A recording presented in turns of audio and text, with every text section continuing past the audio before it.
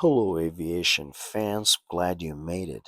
Get ready to learn about the legend of the Cold War, the McDonnell F-101C Voodoo circa 1964 with a specific serial number 560001. So, this was the aircraft assigned to the 81st Tactical Fighter Wing based at Royal Air Force Base, Bentwaters, England from 1963 to 1965. Also, this aircraft was flown by famous Colonel Robin Olds while he was commander of the 81st Tactical Fighter Wing. And this aircraft got those unique colorful tail stripes, which primarily to identify specific squadrons and to indicate the wing's commander's aircraft, particularly speaking different squadrons within the same wing, also depending on their unit and time period. However, we'll focus for the moment on one crazy incident related to Robin Olds. He actually got in trouble for setting up his own unauthorized aerobatic team with the F-101. So Robin Olds went to the Royal Air Force Bentwaters in 1964 as a part of deliberate effort to get himself off of General's promotion list and back into combat leadership. So he created unauthorized, unofficial, and spectacular aerobatic team with four-ship F-101C Voodoos, using a daring F-101 Voodoo demonstration at an open house just to cause a buzz, which led him being sent to lead the 8th Tactical Fighter Wing in Vietnam, where he thrived as a combat commander. Apparently, he wanted a combat, not a desk duty, and his time at Bentwaters. So the goal was Old wanted to stay in a flying role and lead troops in combat, not to sit behind a desk as a general, which was a path that meant more desk work, so exactly as he hoped. Alright, folks, let's get this party started with some awesome aircraft history. So, in the wake of the World War II, the race for aerial supremacy didn't slow down. The United States Air Force charged headfirst into jet age, commissioning a series of high-performance fighters that would come to define a generation of aviation. The legendary Century series, for example, like the F-100 Super Sabre, which that was the first U.S. fighter to break the sound barrier in level flight. However, that was just the beginning. Now, this aircraft came next, a machine born from a nuclear strategy, Cold War paranoia, and raw speed. This is the McDonnell F-101 Voodoo, a supersonic interceptor, a nuclear bomber, and a recon jet in a complex, versatile, and often overlooked aircraft that bridged the gap between eras, overshadowed by its famous successor, the Phantom, and too late to truly shine as an escort fighter. Voodoo carved out legacy of its own, one forged in NATO standoffs, Cuban skies, and dangerous low-level recon runs over Vietnam. This aircraft was fast, it was bold, and it was built for a kind of war the world hoped would never come. This is the story of the F-101 Voodoo, the Cold War supersonic ghost. So, to understand the F-101 Voodoo story, we have to rewind the dawn of the Cold War when American air power doctrine was still reeling from the lessons of the World War II and bracing for the nuclear future. So, in the late 1940s, the United States Air Force needed an aircraft that could escort nuclear-capable bombers, for example, like the B-36 Peacemaker, deep into the Soviet territory.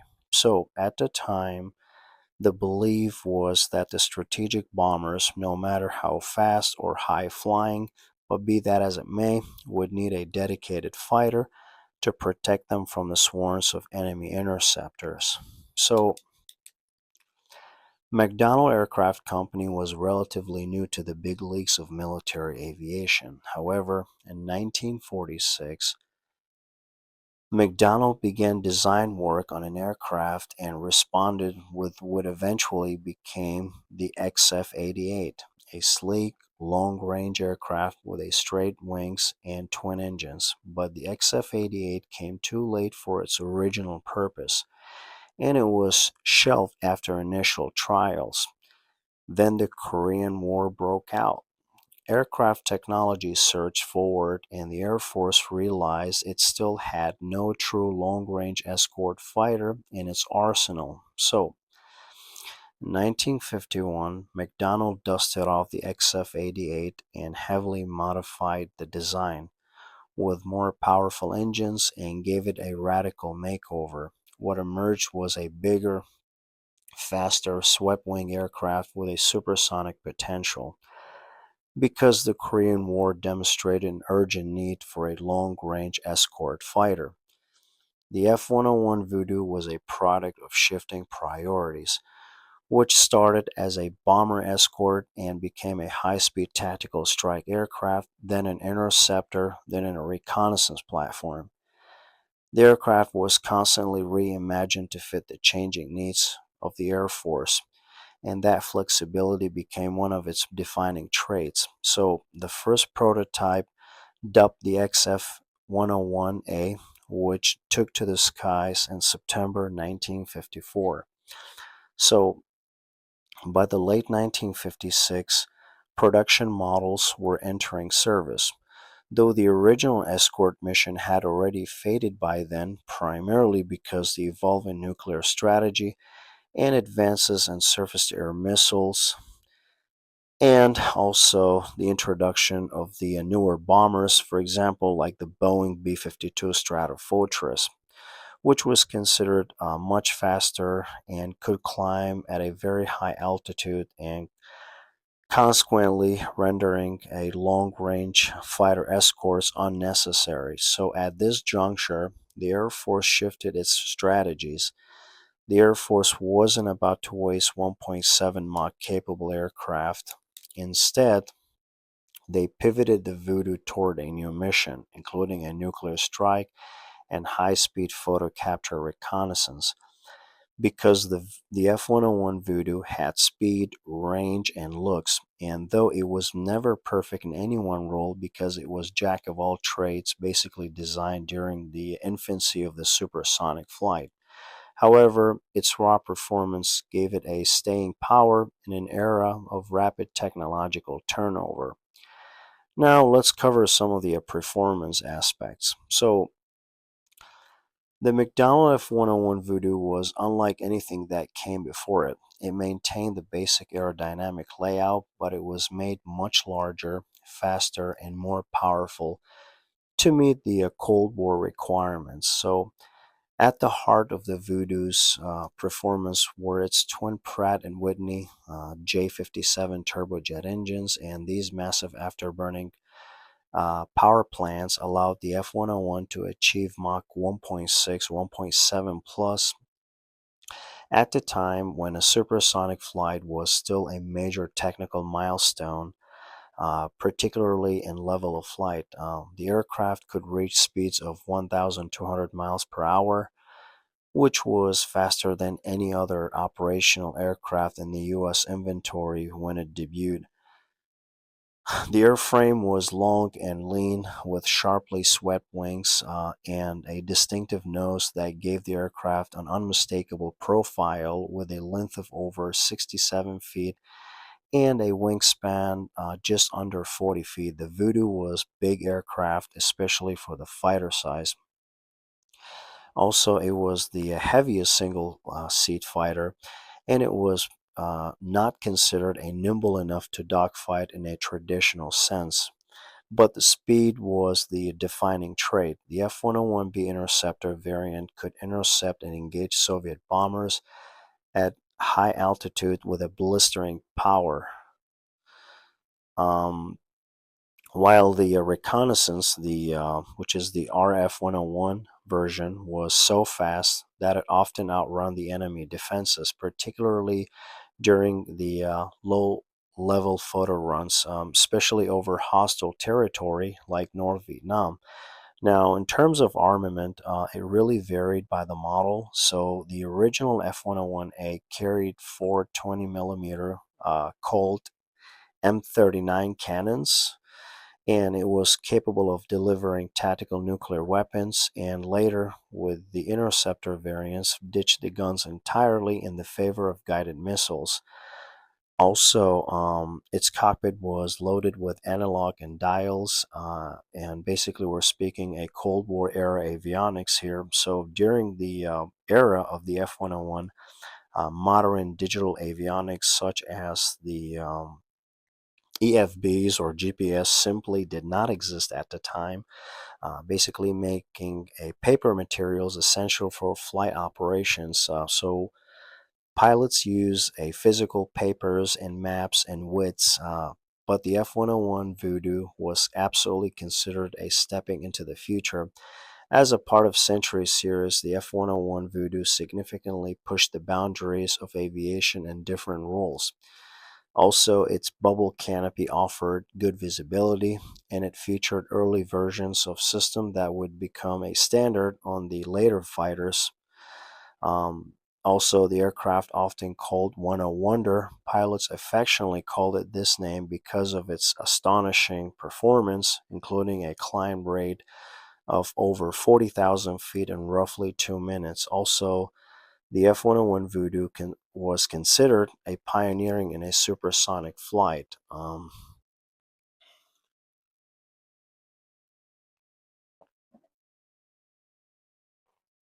Excuse me, folks. I had to take a quick water break here.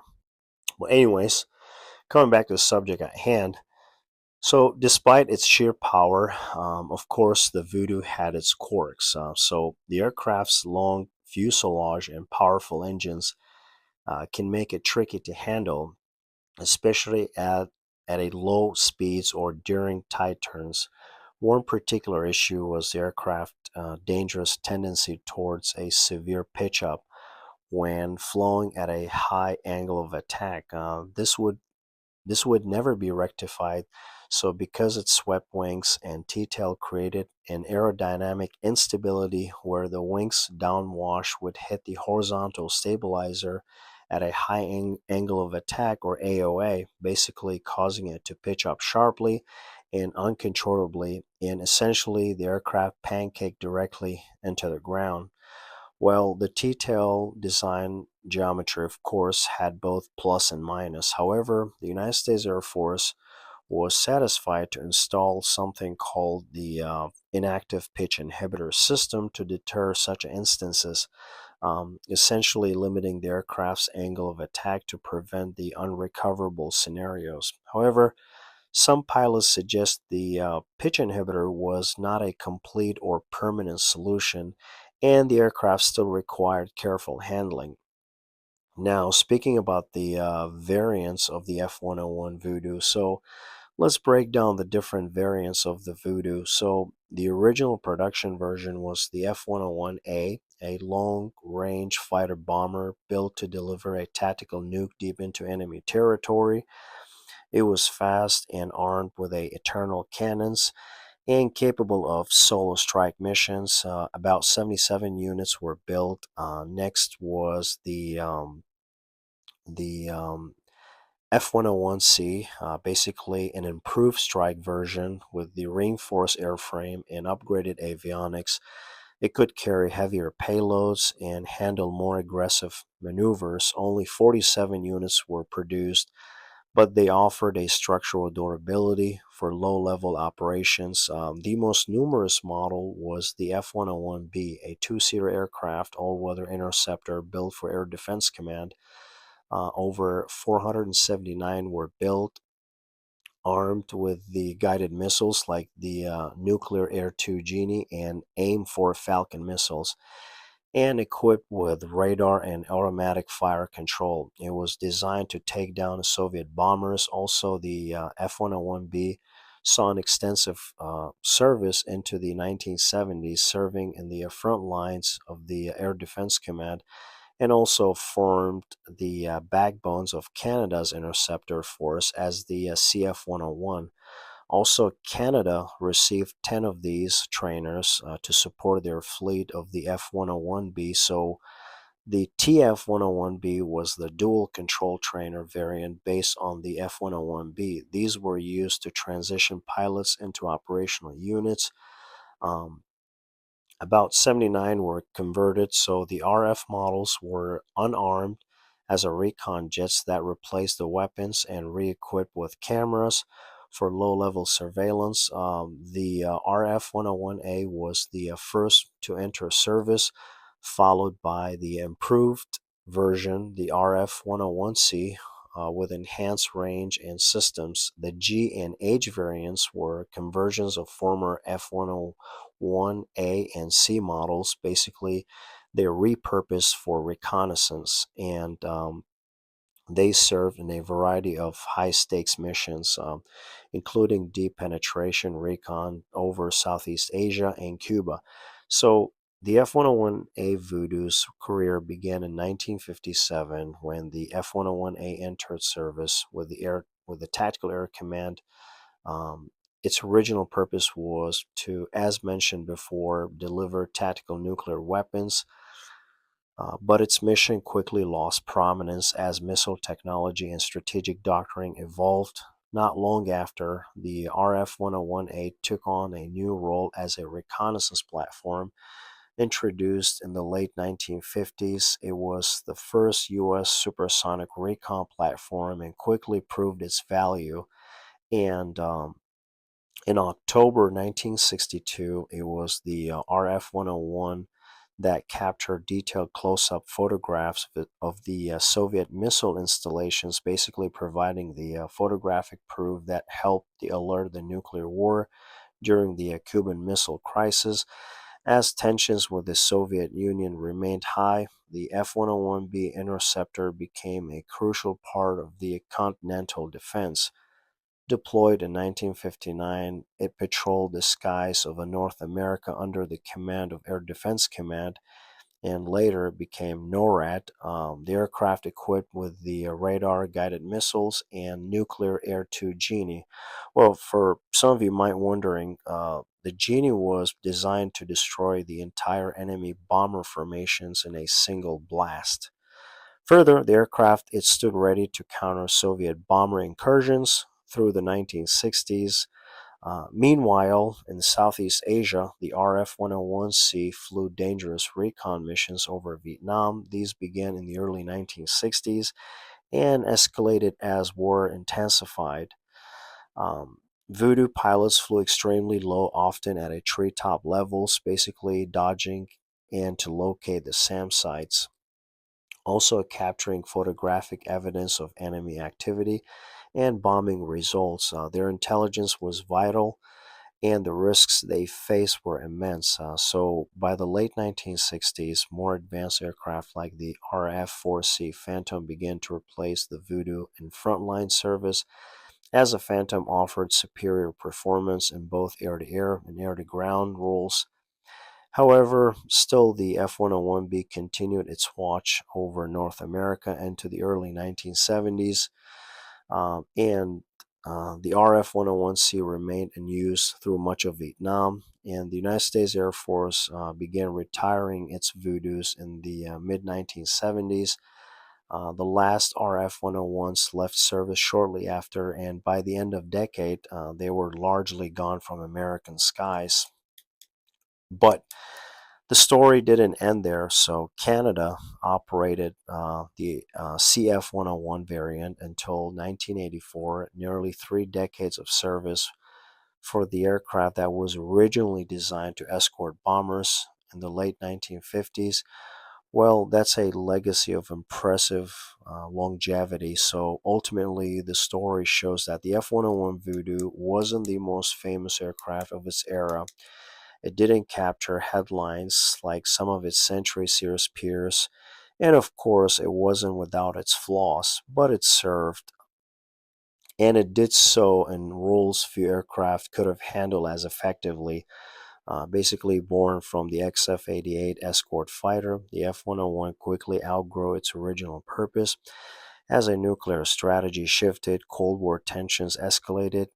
It became a nuclear strike platform, a frontline interceptor, and one of the most important reconnaissance assets of its time, and flew high above the Arctic and low over Southeast Asia. It photographed Soviet missile sites in Cuba, often flying alone and unarmed on missions into hostile airspace. As I've mentioned earlier, while the newer designs eventually replaced it, however, the F-101 Voodoo significantly shaped the future of aerospace technology and military strategy. Before its retirement in 1980s, as a pioneer in the United States Air Force Century series of fighters, it introduced advanced aerodynamic principles, also sets of world speed records, and served as a crucial bridge to later, more successful and advanced platforms like the F-4 Phantoms. So, just like many Cold War aircraft, its story is one of compromise, adaptation, and quiet effectiveness. This aircraft wasn't built to be iconic, but over time, it earned its place and reputation. The F-101 Voodoo may not have stolen the spotlight, but it left behind a legacy that's hard to ignore. And there you have it, folks. This is the story of the F-101 Voodoo. Folks, I'm a huge fan of the F-101 Voodoo. It's an absolute legend from the Century series. I love its classic design. To me, it looks so unique and powerful. It is a long bird and definitely collector worthy. You got to have one for the shelf, right?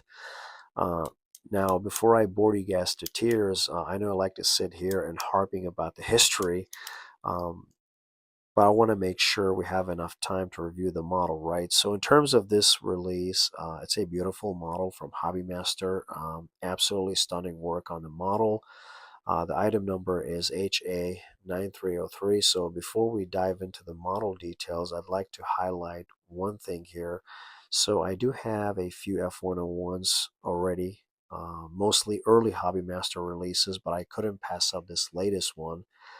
Stunning, yes, but more importantly, it's a cornerstone of design history attached to Robin Olds' legacy, which makes it even more special, as well as Robin Olds' its participation in illegal and well-flowing air show. And of course, this is how Robin Olds got himself in a position to go Southeast Asia, basically help him to avoid promotion and get his desired combat role, and also the Bentwaters buzz led to his being chewed out, but ultimately paved the way for his return to Vietnam and solidified his legendary status as a daring leader. So, with that stated, I had to add it to my collection, and this is going to be the perfect fourth addition to my collection. Um, I really appreciate that HobbyMaster continues to reproduce the Voodoos since they don't release many of them in the past. I mean, these Voodoos are just hard to come by. I try to get my hands on every release, and I always make sure to grab them early before they become a rare find. So this model features a nice finish, this bare metal or natural silver, which was standard for this era of the United States Air Force fighters. So the model has a very polished or bright silver look, basically to replicate the aluminum skin of the real aircraft, and it is done very well. Not a single blotched or misshaped on it. The small details are accurate, like the names of the olds on the side of the fuselage, the other small stencils, and also the squadron colors are true to the real life article. In terms of the accessories, not a whole lot. You'll get two separate removable canopies, of course, with a pilot figure. HobbyMaster really nailed the details inside the cockpit. The other notable details, including the a detailed nuclear weapon store. However, you won't get a lot of bombs accessories with this particular release. May some of you say, um, It would have been nice to see additional bombs included, right? And yes, the C variant was actively used in tactical strike scenarios during the late 1950s and the early 60s, primarily as a low altitude nuclear fighter bomber. However, in this specific strike role, this aircraft, it did not carry multiple weapons in the conventional sense. Rather, it was designed to deliver a single heavy nuclear weapon. So, with that said, I don't think HobbyMaster made a mistake with the accessories. Um, this aircraft often flew with limited ordnance, so I think the model feels quite accurate to the real operational plane. Anyway, the model is noted to come with a nuclear bombs is mounted to the belly hardpoint under fuselage pylon, basically reflecting the real-life nuclear strike role of the 81st Tactical Fighter Wing at Royal Air Force Bentwaters.